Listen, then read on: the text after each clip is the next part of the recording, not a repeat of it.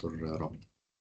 Right, welcome everybody to our webinar series, The Remedy Within, organized by MARC.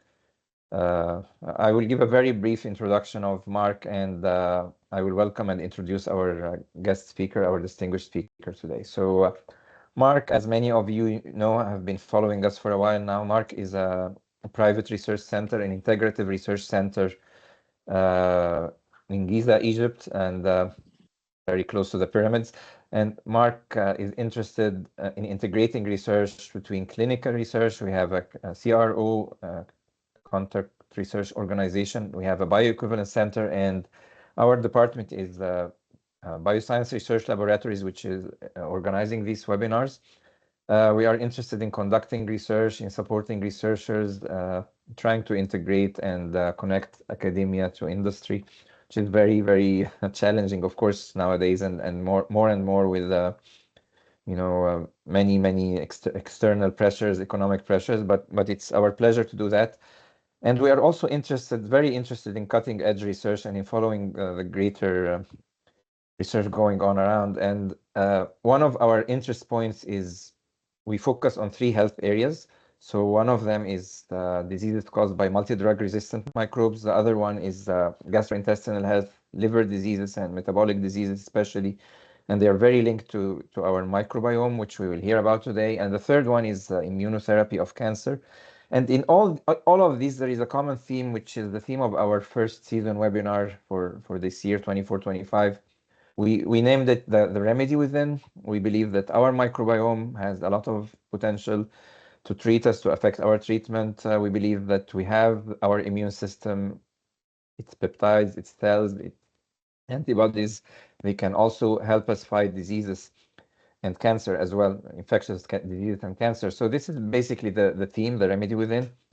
And today, like, one of the beautiful things of science is that it knows no borders, no continents. So we were reading literature and we fell on some great work by Dr. Elizabeth Bess, who is originally a chemist, but now is doing a lot of chemistry, microbiology, metabolomics. So Professor Elizabeth Bess at the Department of Chemistry at one of the most beautiful campuses, University of California Irvine in South California, very close to the ocean. So she merges her background in physical organic chemistry and also microbiology now to address challenges at this interface. And she has been really interested in the human microbiome, as you will hear from her, which are these microbes that live inside our body and in our body cavities. And Dr. Bess has been in one of the laboratories of Peter, the lab of Peter Turnbaugh, who is he was at the original human microbiome project, and he's started being well known for discovering the link between the microbiome and obesity in mice, but he didn't stop there. He was interested in drug microbiome interactions. And I believe Dr. Bess, she will tell us more details. She was in his lab, but she also developed her own line of research now at Irvine, where she's very interested in the impact of the microbiome on health and also on therapy. So I don't want to take much more time because Dr. Bess has a lot of stories to tell us. So please, Dr. Elizabeth Bess, the floor is yours. We want to know a little bit about your career, a little bit about your excitement on microbiome and how it affects our health. Thank you so much, and I will give you the microphone. Great. Thank you for the kind invitation and introduction. I'm really delighted to be here. I'll get my slides sharing and then we'll be off.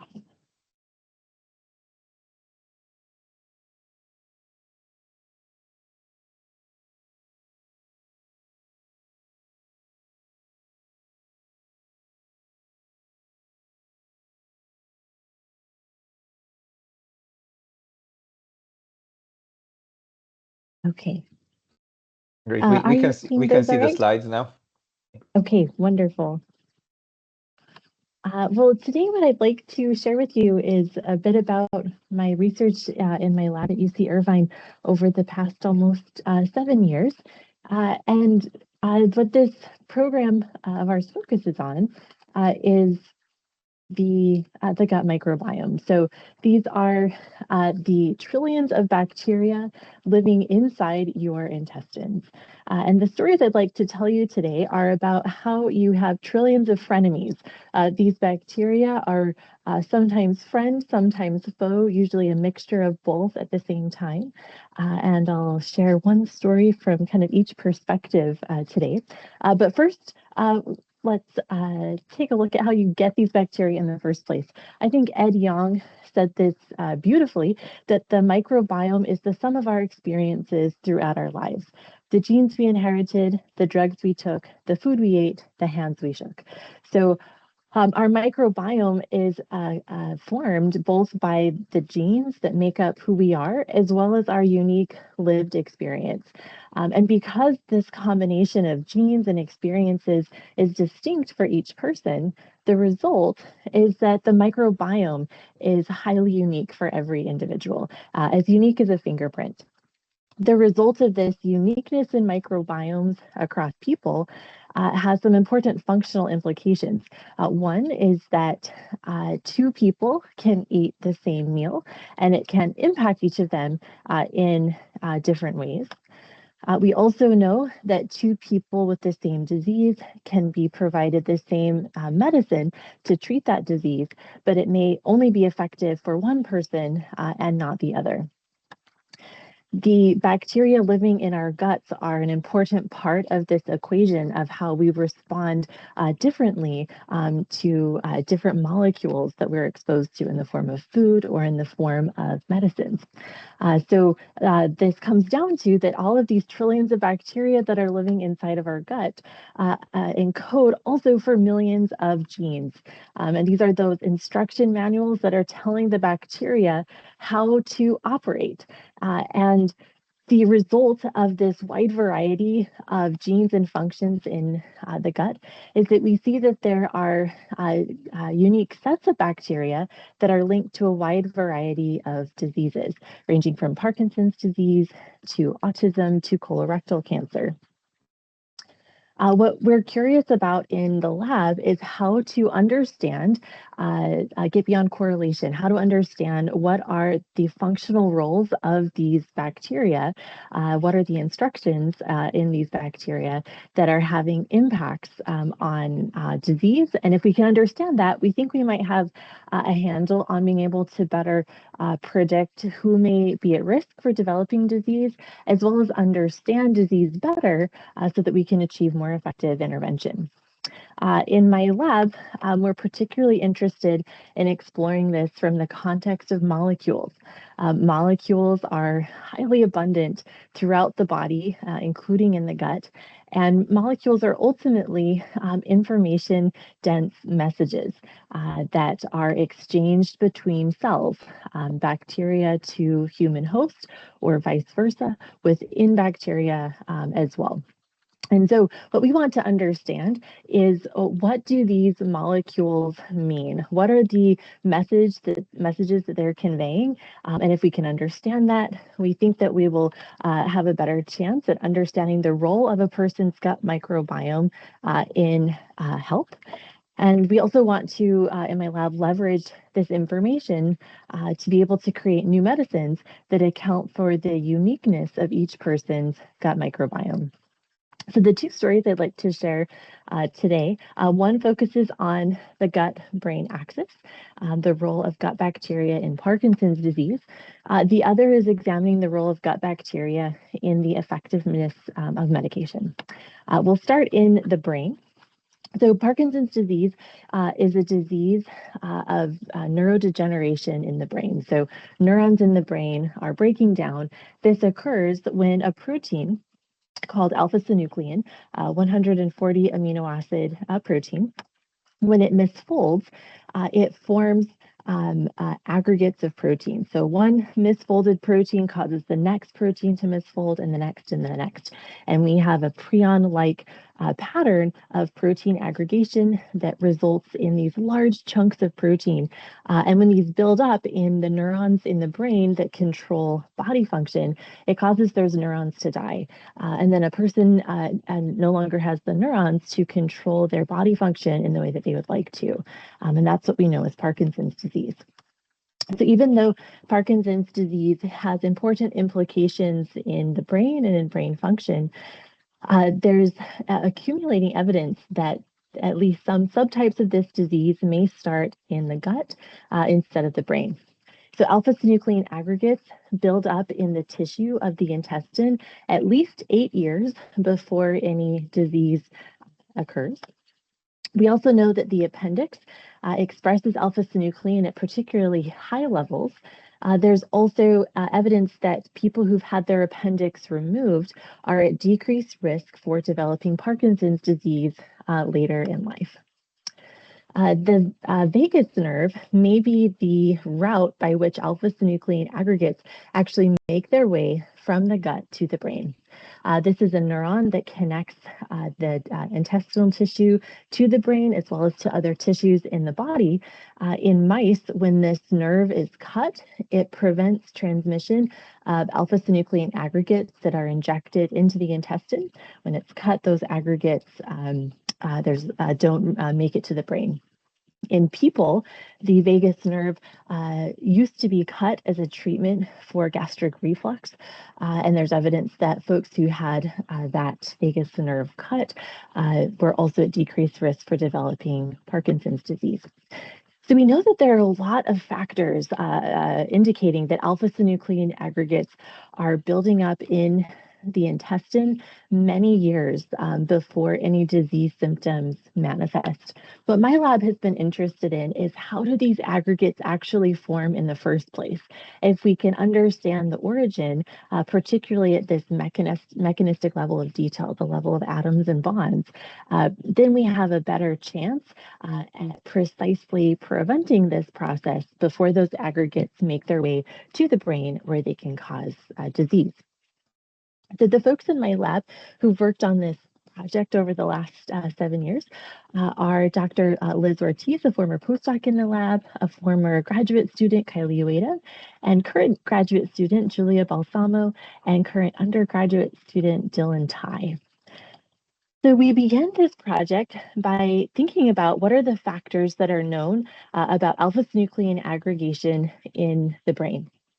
So in the brain, it's been found that dopamine, iron, and oxidative stress are central to this process. So typically in the brain, the iron is in a reduced or ferrous state, and it becomes oxidized to the ferric +3 state under conditions of oxidative stress. Ferric iron can then interact with dopamine, particularly at this catechol position, to cause dopamine oxidation to a quinone.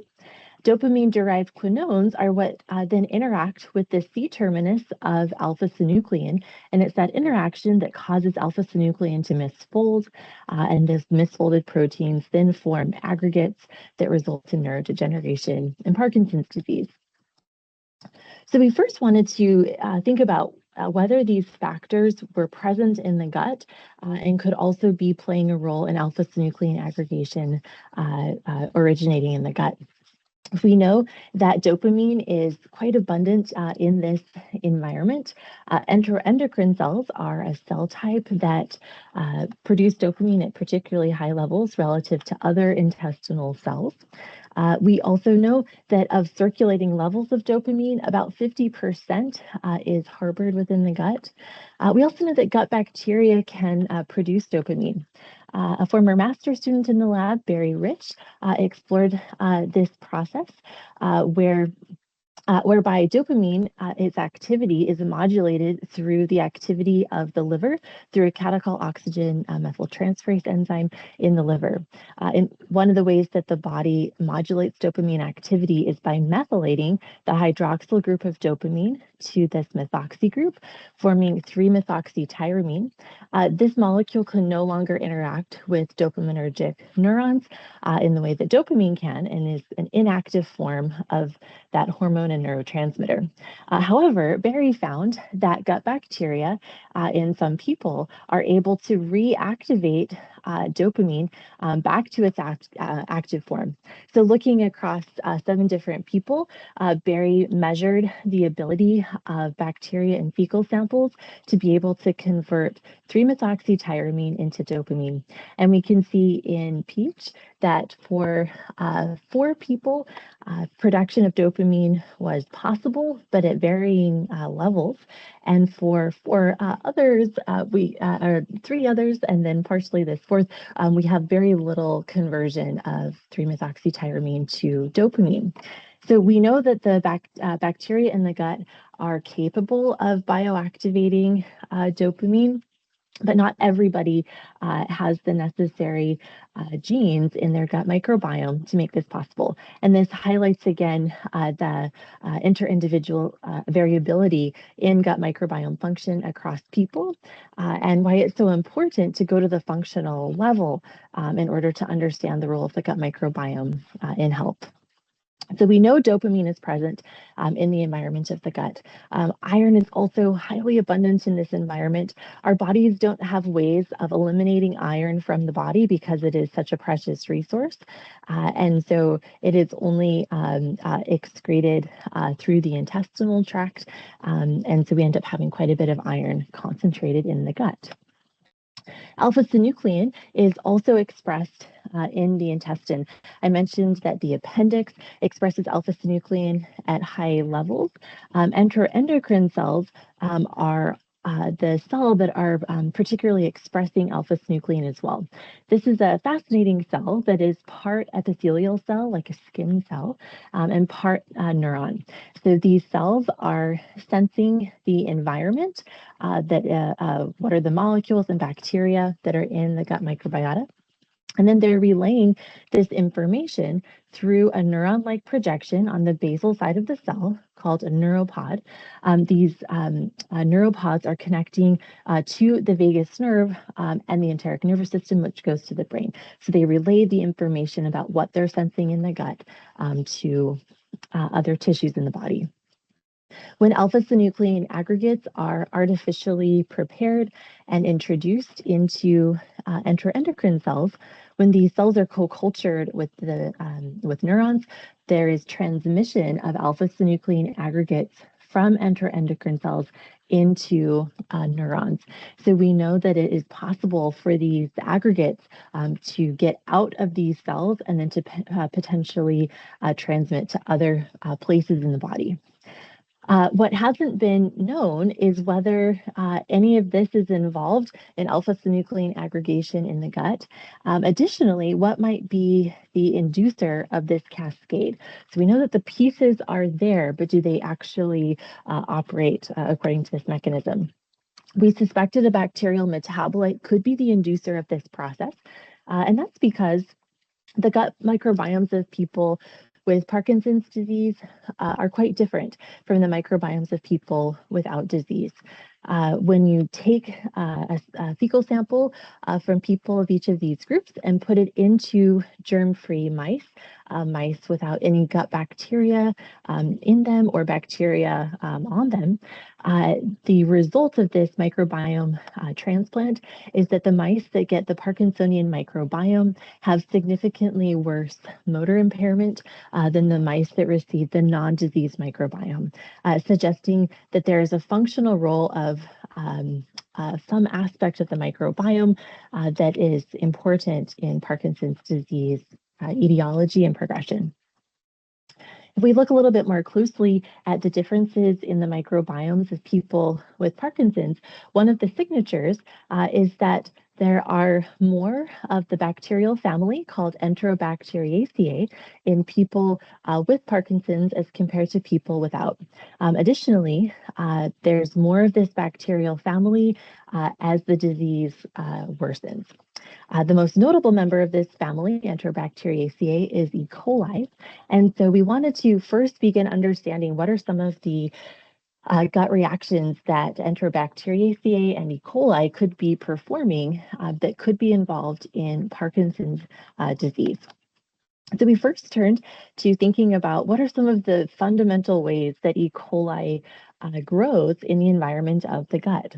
So in the gut, there is little to no oxygen, and so bacteria are not able to perform respiration in the way that we typically think of it. So normally, when we think of respiration, we have oxygen as at the bottom of the terminally the electron transport chain, and we gather the most amount of energy through respiration. The alternative is fermentation, which just relies on glucose in order to produce ATP. However, E. coli, as well as other Enterobacteriaceae, are able to use an alternative to oxygen for the terminal electron acceptor in the electron transport chain, and that is nitrate. So here I'm showing a graph of E. coli that is growing in the presence of glucose for both of them, but in pink we have nitrate, in gray we have the absence of nitrate. And we can see that bacteria that are able to respire using nitrate are growing more quickly, meaning that they're producing more energy as compared to fermenters. So this would be a preferred method for respiration of nitrate for bacteria to grow. Now, the consequence of nitrate respiration is reduction of nitrate to nitrite. Here we measured production of nitrite over time, and it maps with increasing nitrate, maps with increasing growth. Over time, nitrite gets reduced to nitric oxide abiotically, and so we're seeing a loss of nitrite over time. Now, nitrite is a potent oxidant, and we see when we measure the redox potential of these cultures that there is a strongly oxidizing redox potential when bacteria are performing nitrate respiration. We suspected that this oxidizing redox potential may map to change in iron speciation, oxidizing iron from the ferrous state to the ferric state. And so we measured that first starting out at time 0. These bacteria are again in anaerobic conditions with almost no oxygen, and we have iron predominantly in the reduced state. As nitrite production increases, we have more and more of a shift towards the oxidized form of iron, ferric iron in pink, and less ferrous iron. When we look at the fermenting condition, we have this reducing redox potential. We're not supplying nitrate. We would not expect to produce nitrite, nor to then have the oxidant to shift iron to the oxidized state. And that's exactly what we see. When bacteria are fermenting, they stay in this, the iron stays in this reduced ferrous state. So we now have this portion of the puzzle worked out. We know that nitrate can produce nitrite through bacterial respiration. This then oxidizes iron 2 to iron 3. What about the rest of the pathway? When we fold in dopamine, here is what we see. So here we have cultures of E. coli. On the left, these are fermenting. No nitrate is supplied, no nitrite is produced. On the right, E. coli is cultured with nitrate, so nitrite is produced. We are looking in the presence and absence of dopamine. And under all of these conditions, as long as nitrate is supplied, we do produce nitrite. We do see those same shifts in iron speciation. We also see this formation of this dark color, but only in the case where nitrite is formed and dopamine is present. This dark color is characteristic of quinone formation, and we can use a nitro blue tetrazolium stain for quinones to actually detect that quinones are formed only in the culture where dopamine is present and nitrite is produced. We had also added alpha-synuclein monomer to these cultures, and it's again only in the case where nitrite and dopamine are present that we have alpha-synuclein aggregation occurring as well. To test whether this was actually due to the production of nitrite or to the presence of nitrate, we also looked at an E. coli knockout strain. We knocked out MOAA, which is a gene that encodes for molybdenum-dependent protein required for nitrate respiration. So here we supply nitrate, but nitrite is not produced because these bacteria do not have the genetic machinery to accomplish that. When we measure the redox potential, we also don't see a difference in redox potential across these two because we are not having this oxidizing redox potential created by the presence of nitrate, nor do we see shifts in iron speciation. We also don't see quinone formation or alpha-synuclein aggregation occurring. So taken together, this shows us that nitrite creating an oxidizing redox potential is required to oxidize dopamine, and under those conditions, alpha-synuclein aggregation can occur. We wanted to also think about ways that we could stop this aggregation process, and we turned to ways to actually prevent nitrate respiration.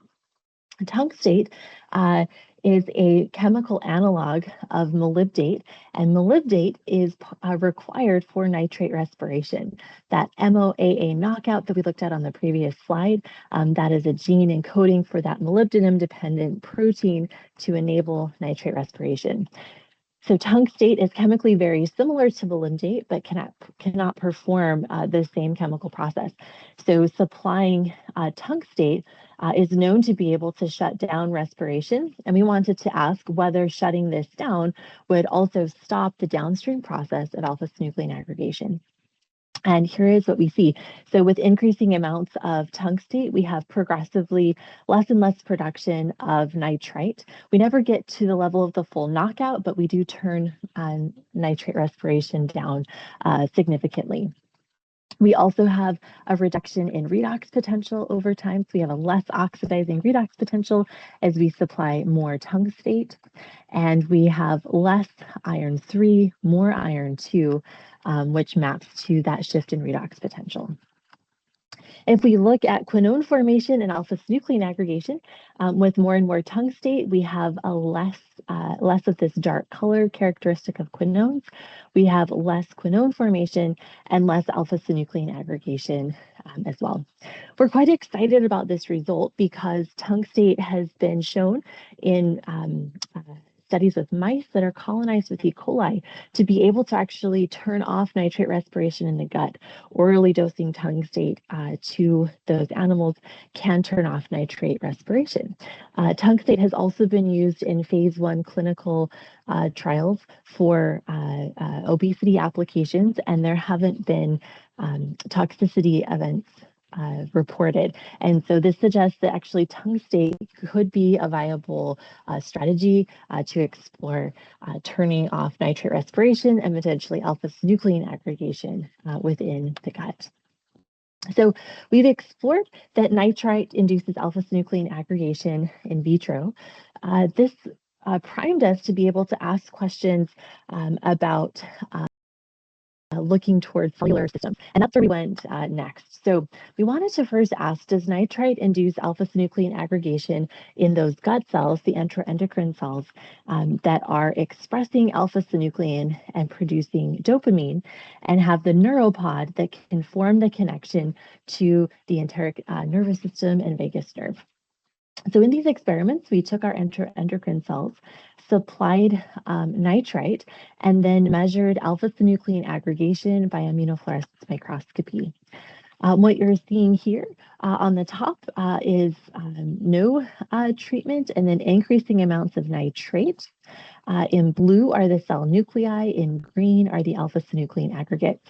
On the second row with nitrite, we have increasing amounts of nitrite, and we can see that there is a dose-dependent increase in the amount of alpha-synuclein aggregation in the presence of nitrite that is not present when we supply increasing amounts of nitrate. Quantified, the data are here. So we have statistically significant increases in alpha-synuclein aggregation induced by nitrite supplied to cells, even at 0.5 millimolar, which is the concentration of nitrite in the gut, the mammalian gut, which we and others have measured through mouse experiments. So even at this concentration, we're having a substantial impact on alpha-synuclein aggregation. We next wanted to turn to a more complex system to ask what role this gut bacterial process can play in alpha-synuclein aggregation of worms. So we're looking at C. elegans here, a transparent worm. And this is a model that's been engineered so that alpha-synuclein is fused to a yellow fluorescent protein. And this protein is expressed in the body wall of C. elegans. And so we're actually seeing that fluorescence here. This model was developed so that alpha-synuclein aggregates could be visualized as a foci of fluorescence like we see here. So we actually should be able to see these aggregates if they are forming in this model. The way we set this up was to take C. elegans and supply them only with E. coli. We did not give them nitrate in one treatment arm, and so we do not expect them to produce nitrite. Here is a microscopy image of a worm supplied with E. coli, but no nitrate, and we see this smooth fluorescence. If we look at the movement of these worms, they're moving with what would be typical motor function for this animal model. In contrast, if we take a look at worms that are fed E. coli as well as nitrate, which produce nitrite, we see substantial amounts of alpha-synuclein aggregation occurring. Looking at movement of these worms, there is hardly any movement in these worms, and this is characteristic of a Parkinsonian-like motor dysfunction within this animal model. If we quantify the amounts of aggregates, here we're looking at a vehicle control or sham treatment relative to E. coli that can produce nitrite from nitrate. We have substantial increases. This drops off when we instead feed the worms that E. coli knockout that cannot respire nitrate to nitrite. However, if we take this treatment condition and supply nitrite, the product of respiration that these bacteria cannot perform, we recapitulate the amounts of alpha-synuclein aggregates per worm that we saw in the respiring conditions. So this is an exciting result for us that even in a more complex system, this very ultimately simple change in the ability of gut bacteria to perform respiration or not has dramatic impacts on aggregation and neuronal function in this worm model. So as we're beginning to understand this mechanism better, it's giving us an opportunity to think about ways that alpha-synuclein aggregation can be inhibited. And we're turning to molecules that are found in diet. There have been several studies that show that Mediterranean diets that are rich in polyphenols, as well as coffee, also rich in polyphenols, can decrease the risk of people developing Parkinson's disease. So our question was, are there molecules in these foods that we can use to stop bacteria from starting alpha-synuclein aggregation? The way that we thought about this goes back to the mechanism. So it's in order for these dopamine-derived quinones to form, which interact with alpha-synuclein and cause aggregation, dopamine interacts with iron at the catechol position, forming a dopamine-iron complex. Our hypothesis was that if we could find a way to stop iron from interacting with dopamine, this would prevent formation of the dopamine-derived quinones and eventually prevent alpha-synuclein aggregation. Our thought was that there are molecules, many of them, in fact, in these Mediterranean diets that contain catechol. One of the notable ones is caffeic acid. We suspected that if we supplied caffeic acid or related molecules to cells, they would be able to outcompete dopamine for interaction with iron. This would prevent then that dopamine-derived quinone formation and prevent aggregation. So here's what we see. So going back to our control conditions, these are our enteroendocrine cells supplied with nitrite or nitrate. We see that substantial increase in aggregation in green when nitrite is supplied. When we add in caffeic acid or a related molecule, dihydrocaffeic acid, we see substantial decreases in the amount of alpha-synuclein aggregation that's present in these cells. If we quantify this, we can see that caffeic acid almost entirely turns off aggregation in cells. Dihydrocaffeic acid suppresses it, but to a lesser extent.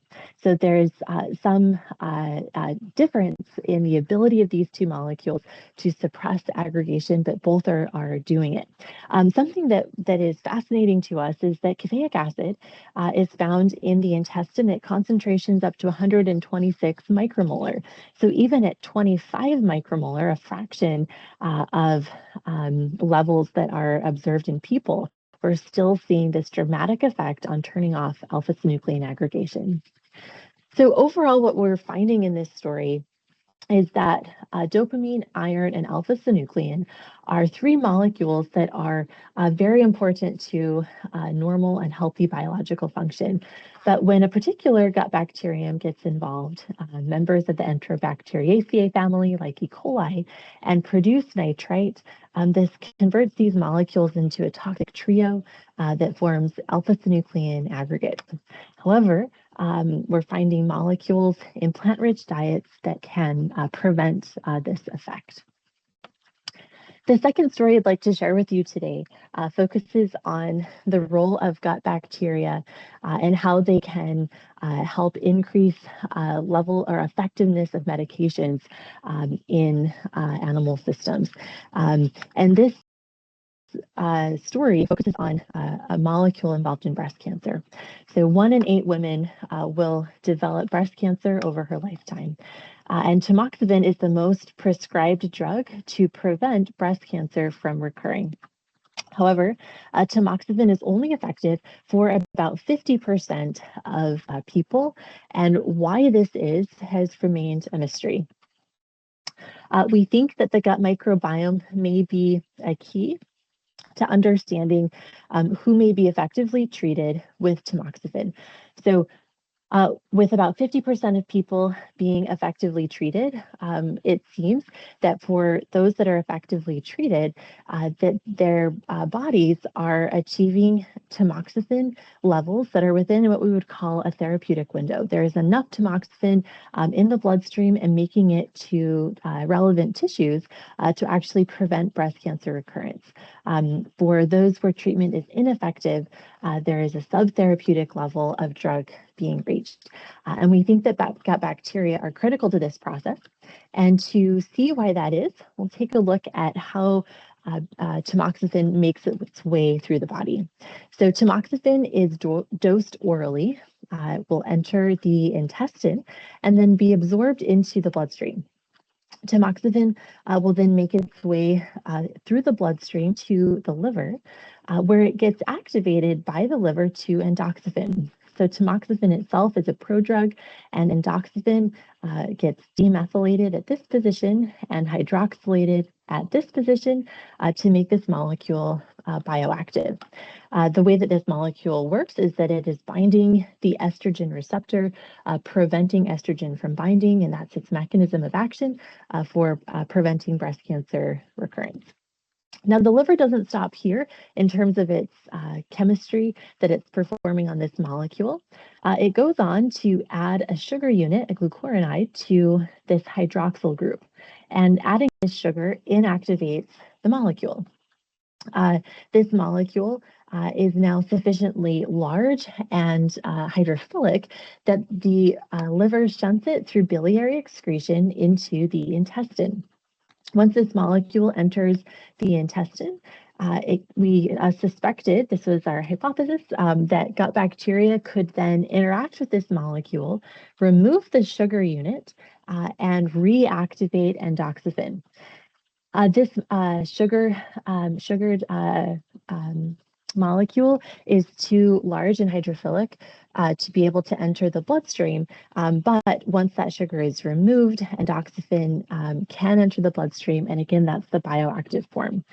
So we suspected that this was the critical missing link for understanding activation of this molecule.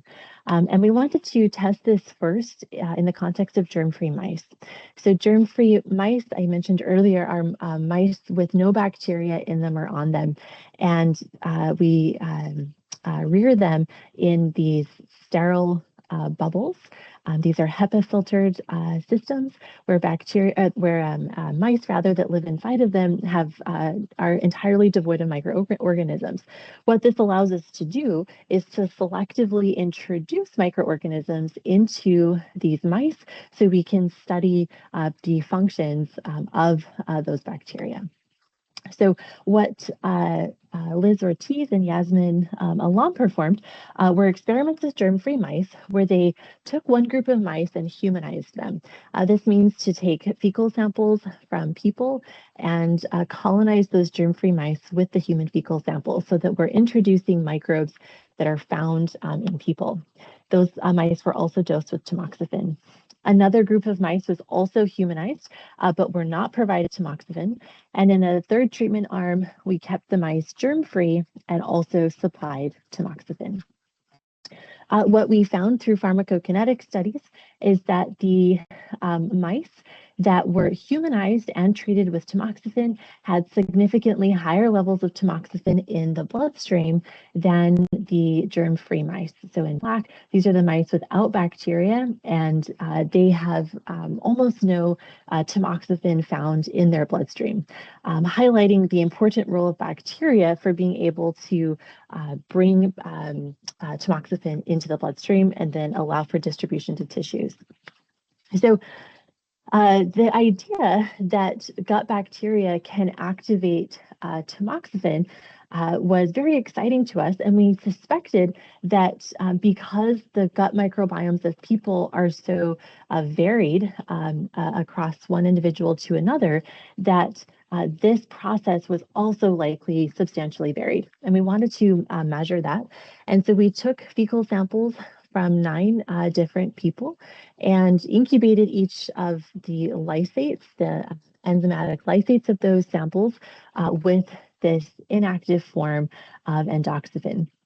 What you're seeing here is what Sharon, as well as Yasmin Alam, measured to be able to measure formation of endoxifen. So we can see that there's quite a bit of variability of endoxifen bioactivation across these 9 people. The person donating sample 6 was able to perform the most activation, sample 4, the least activation, and then a range in between. So this result suggests, again, significant amounts of inter-individual variability across people. It also was very useful because we have a very wide range of endoxifen activation across those 9 samples.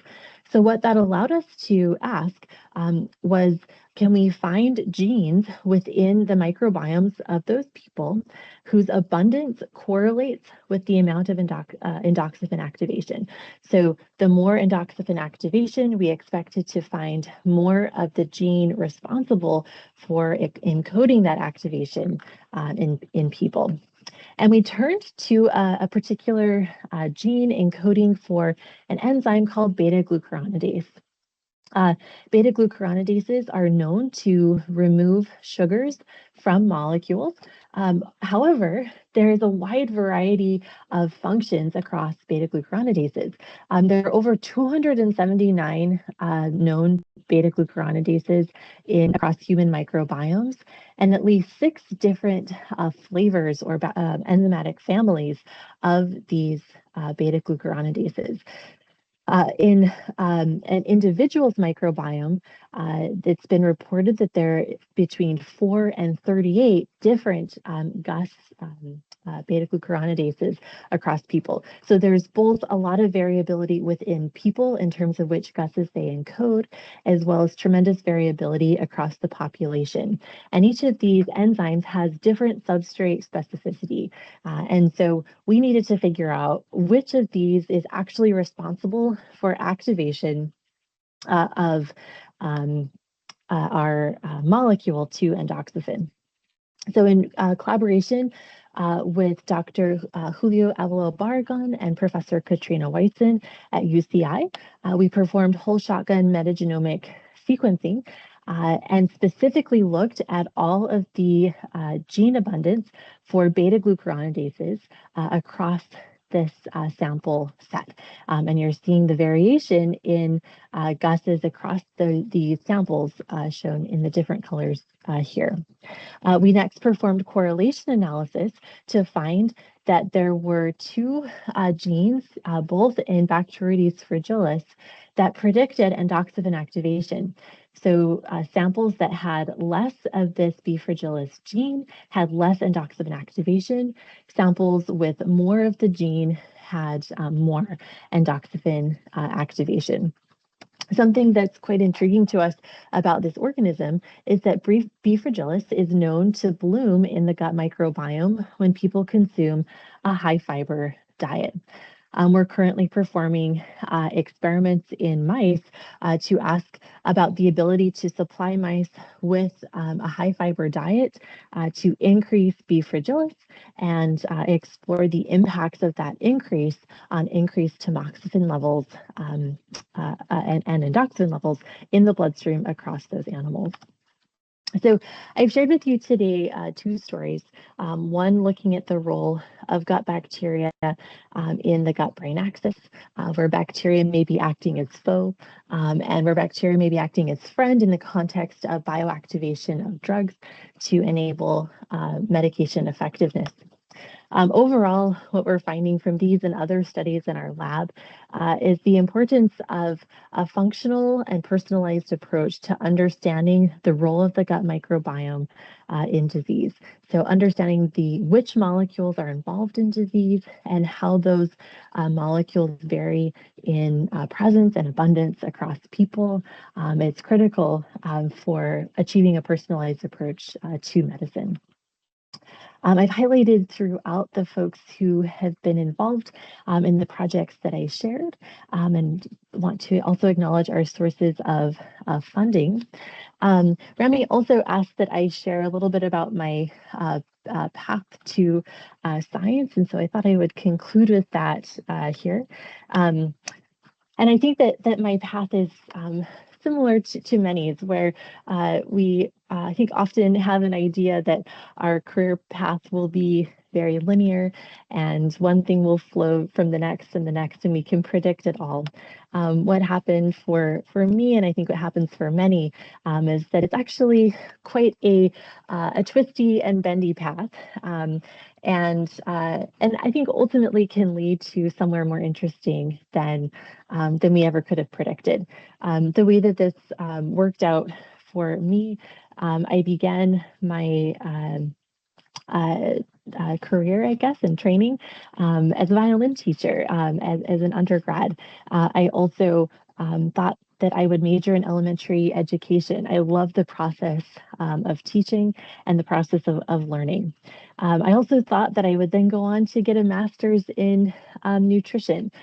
In order to do the prerequisites to get into that master's program, I needed to take organic chemistry. And I absolutely fell in love with it. So much so that I changed my major from elementary education to chemistry, and really enjoyed that process. I thought that I would then go to medical school. I trained as a phlebotomist as part of that process, and also worked with pathologists at the Office of the Medical Examiner, and learned more about the medical profession.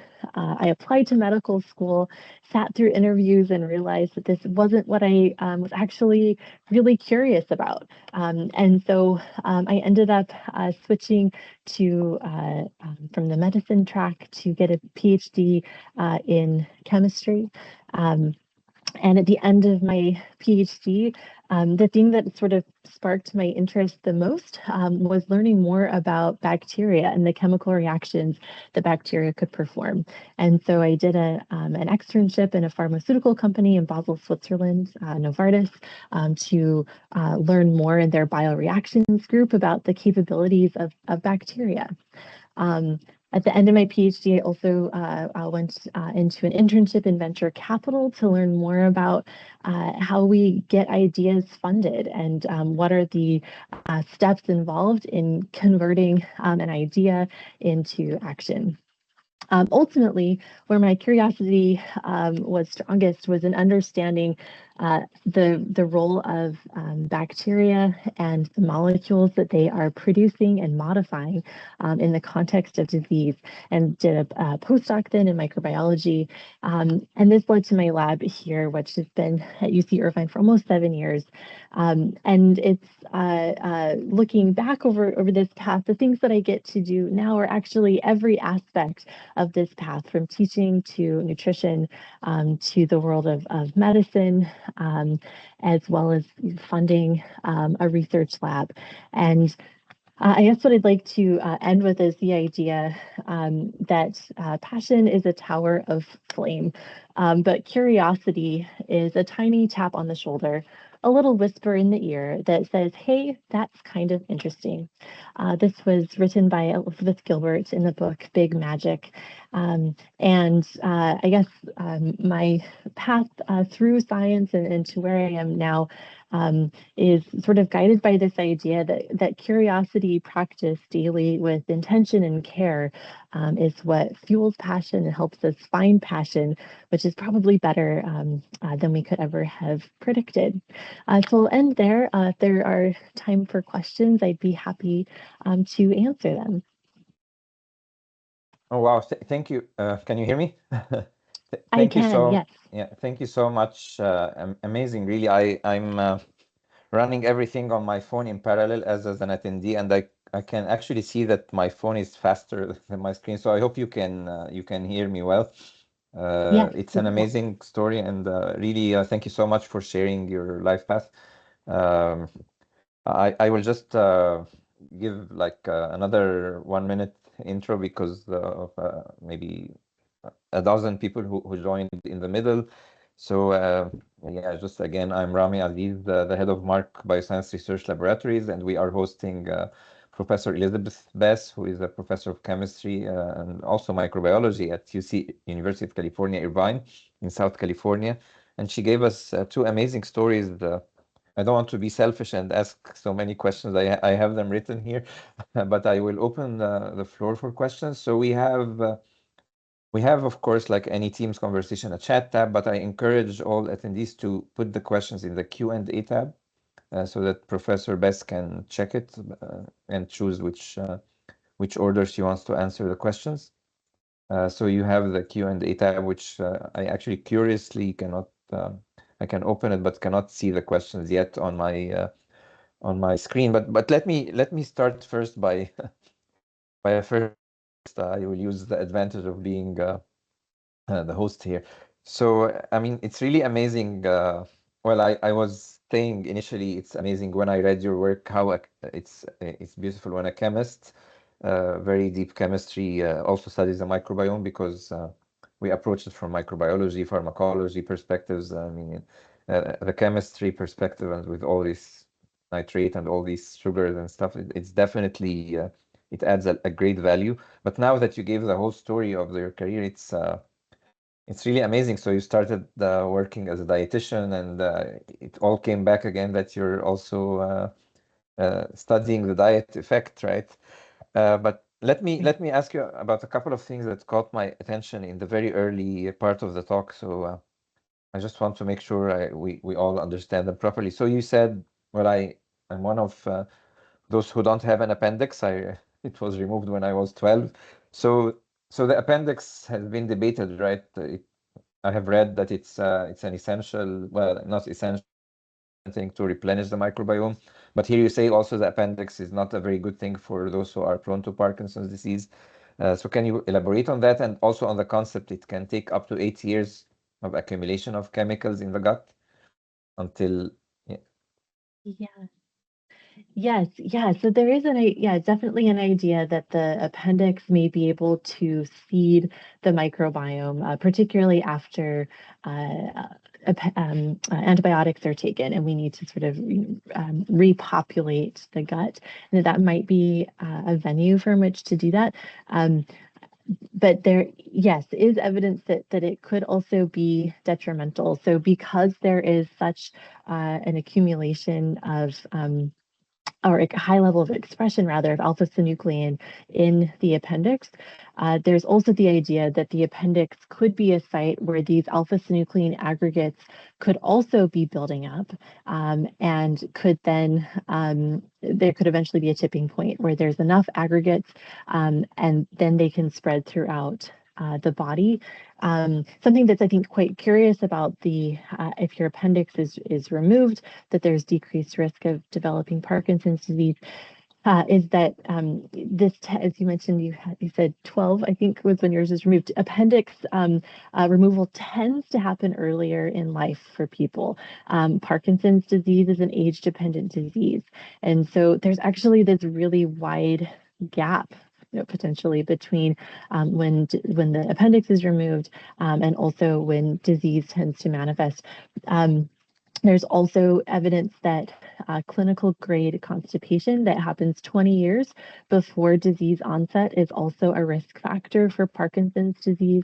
And then the 8-year piece that you mentioned was that these alpha-synuclein aggregates are detected in intestinal tissue at least 8 years before any motor dysfunction manifests. And so all of these are suggesting to us that there's potentially this very long, large window of time where aspects in the microbiome are beginning to be set up in such a way that they can lead to disease down the line. But if it's such a long time frame, then I think we also have a long window to be able to intervene, which is tremendously important, specifically for Parkinson's disease, because we don't know how to do that as a field right now, to be able to stop the disease or even to be able to treat it very effectively. Thank you so much, Dr. Bess. The other thing that really amazed me in this work, it's very hard to do. There is a lot of dedication into following up the story very deep until you're reaching the cause, and you're using germ-free mice. We don't have this very easy here, but we are planning to. So we will count on consulting and collaborating with you on that area of germ-free and humanized mice. I will now switch to one question from Dr. Sarah Zahran, who actually former PhD student of mine, and she has done a lot of work on the azo degrading capacity of the human microbiome. So she's interested in azo reductases and other enzymes, but also in Parkinson's disease lately. And her question is, how reversible are Parkinson's disease related microbiome shifts? Do we know if modifying the microbiome can slow or halt the disease? So is this a dead end or it's reversible? And you mentioned a lot about fibers. Yeah, so it's a great question. So in cells, there is evidence that in some cells that aggregation can be stopped and reversed. And so maybe these aggregates can be broken up within cells.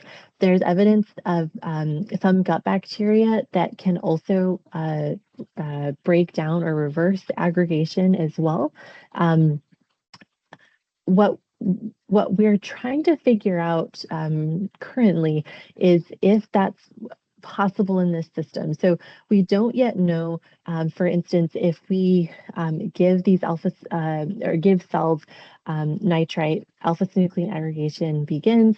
If we add caffeic acid after aggregation has started, can we still stop it from continuing, or is some other factor needed to be able to like chew back those aggregates? And that's something that we don't yet know, but something we're actively curious about and working on. All right, thank you so much. And you mentioned a lot about fibers, and I know maybe I would say 1/3 of the attendees are, because I know some names, they are very interested in the role of fibers and polyphenols as well. So coffee, one of my dear colleagues have been working on coffee, polyphenols, and pomegranate. And so I mean, this is a really naive question. It's more like a social media question than a science question. But so should we just eat fibers for all conditions? Is every talk about microbiome says good things about fibers, or it has to be regulated as well? I think what we're broadly learning is, that fiber is, I think, pretty useful. It is helping a variety of bacteria to grow in the gut, diversity of bacteria. Fiber is usually very chemically diverse itself, and so it's helping many different bacteria to grow. And perhaps what's even more important than different bacteria growing is actually the variety of genetic processes across different bacteria. And so I think that yes, I would say that fiber in general is beneficial. I'm sure there are instances where there could be exception to that, but I think on the whole, we're seeing in many different cases that fiber is very beneficial, and that's something that we need to explore more in the context of the mechanism that we're looking at with Parkinson's disease. All right, thank you so much. Again, there is another question in the Q&A, and I finally learned, I'm not very good with Teams, but I finally learned how to allow the attendees to take the mic. So Mahmoud Fahim, if you're still there, you had a question. I think you can take the mic now and briefly ask the question. Fadal. Okay, thank you so much, Professor. Thank you so much, Prof. Elizabeth. I just want to ask if there are any specific gut microbial species that affect our ability to think clearly or our mood, either in a positive or negative way. Yeah, there are bacteria that produce like serotonin, also bacteria that produce dopamine.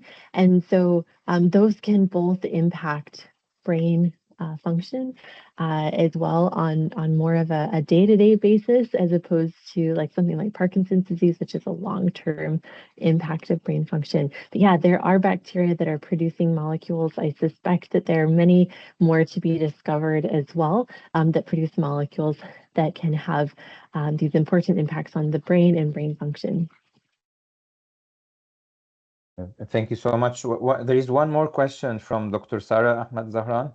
And now, I don't know, Dr. Sarah, can you turn your mic on? If not, I can read the question.